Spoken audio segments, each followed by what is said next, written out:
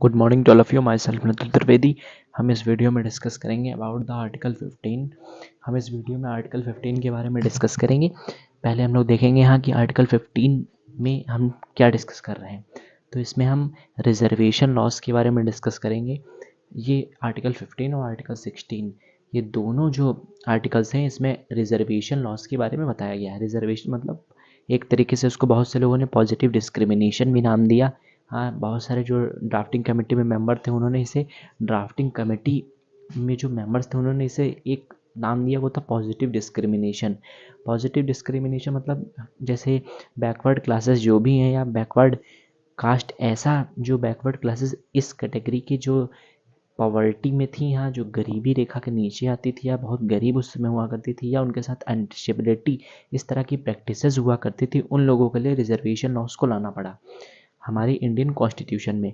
इसीलिए आर्टिकल 15 को हम देखेंगे। आर्टिकल 15 में मैं इस वीडियो में आर्टिकल 15 क्लॉज 1, आर्टिकल 15 क्लॉज 2 और आर्टिकल 15 क्लॉज 3 के बारे में डिस्कस करूँगा।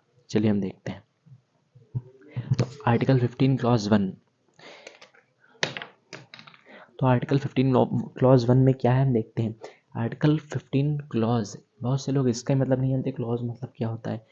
तो बेसिकली कोई मतलब नहीं है इसका। हाँ, क्लॉज मतलब हो गया जैसे ये 15 तो ये आर्टिकल 15, क्लॉज मतलब 1, इसका पहला पार्ट ऐसे कह सकते हैं। इसी को जुडिशियरी की लैंग्वेज में आर्टिकल 15 क्लॉज 1 या जैसे 14 क्लॉज 1 ऐसे कह सकते हैं बस। तो आर्टिकल 15 क्लॉज 1 में क्या है मैं बताता हूँ। No discrimination on the grounds of religion, caste, gender, place etcetera. मतलब क्या हुआ इसका, हाँ, कि डिस्क्रिमिनेशन, कोई भी सरकार डिस्क्रिमिनेशन नहीं कर सकती या कोई भी डिस्क्रिमिनेशन नहीं कर सकता। किसके बेसिस पे? कास्ट के बेसिस पे, रिलीजन के बेसिस पे, जेंडर के बेसिस पे और किसी भी क्लास के बेसिस पे।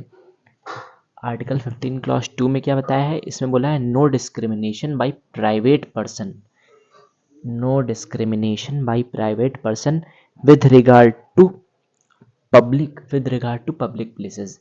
इसका मतलब क्या हुआ मैं अब डिस्कस करता हूँ।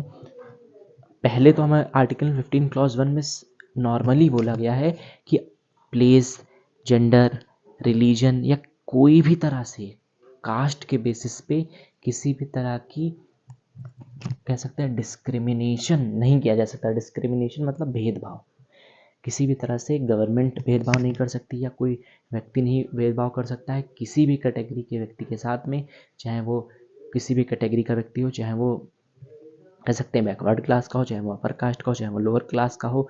कोई भी जो पर्सन होगा, हाँ, वो किसी भी तरह से किसी भी कैटेगरी को लेकर के डिस्क्रिमिनेशन, भेदभाव किसी के साथ भी नहीं कर सकता। ये आर्टिकल 15 क्लॉज 1 में बताया गया है बेसिकली।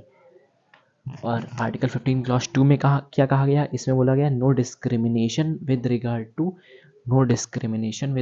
To public places. इसका मतलब क्या है, तो इसमें बोला गया नॉर्मली कि पब्लिक प्लेसेस को लेकर के कोई भी तरह से डिस्क्रिमिनेशन नहीं हो सकता। किसके बेसिस पे? प्राइवेट पर्सन किसी भी तरह से पब्लिक प्लेसेस को लेकर के डिस्क्रिमिनेशन नहीं कर सकता। मतलब जैसे अपर कास्ट का कोई अगर पर्सन है, तो जैसे पहले हुआ करता था अनटचेबिलिटी जब प्रैक्टिस होती थी, तो कोई भी किसी के जो अपर कास्ट के वेल्स वगैरह होते थे, कुएँ वगैरह होते थे, उनमें कोई भी पानी नहीं पी सकता था।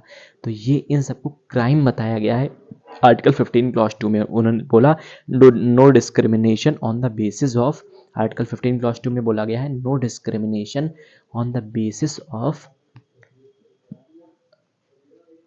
Basis of public places by private person. किसी भी तरह से डिस्क्रिमिनेशन प्राइवेट पर्सन यानी जो लोग होंगे अपर कास्ट के कह सकते हैं, हाँ, तो वो लोग किसी भी तरह से डिस्क्रिमिनेट नहीं कर सकते हैं, किसी भी तरह का भेदभाव नहीं कर सकते हैं यहाँ। किसको लेकर के? पब्लिक प्लेसेस की चीज़ों को लेकर के। जैसे कि यहाँ की ये फील्ड अपर कास्ट के लोगों के यहाँ पे लोअर क्लास का व्यक्ति नहीं आ सकता है, तो ऐसा कुछ नहीं हो सकता। ये आर्टिकल 15 क्लॉज 2 में इसे क्राइम बताया। फिर क्या बोला आर्टिकल 15 क्लॉज 3 में क्या बताया है, तो special provision for womens and childrens. इसमें नॉर्मली क्या बताया है कि स्पेशल प्रोविज़न्स की बात की गई है वुमेंस और चिल्ड्रंस को लेकर के। मतलब उस समय जो उस समय ऐसे जो हमारा जब हमारा देश इंडिपेंडेंट हुआ था, तो उस समय वुमेंस को बराबरी का अधिकार नहीं मिलता था किसी भी फील्ड में, इसलिए यहाँ इस राइट को रखा गया आर्टिकल 15 क्लॉज 3 में। और चिल्ड्रंस जो छोटे बच्चे होते थे उन्हें बहुत सारी चीज़ें नहीं उपलब्ध हो पाती थी, इसलिए भी आर्टिकल 15 क्लॉज 3 में स्पेशल प्रोविज़न्स बनाए गए, जिसमें बहुत सारे योजनाओं को उस समय लाया गया हाँ कि वुमेंस और चिल्ड्रंस को भी बराबरी का हक मिले समाज में, इसलिए आर्टिकल 15 क्लॉज 3 को इंक्लूड किया गया अपने कॉन्स्टिट्यूशन में। और इसके बाद आर्टिकल 15 क्लॉज 4 भी है, वो मैं अगले वीडियो में डिस्कस करूँगा। Please take a screenshot. Thank you.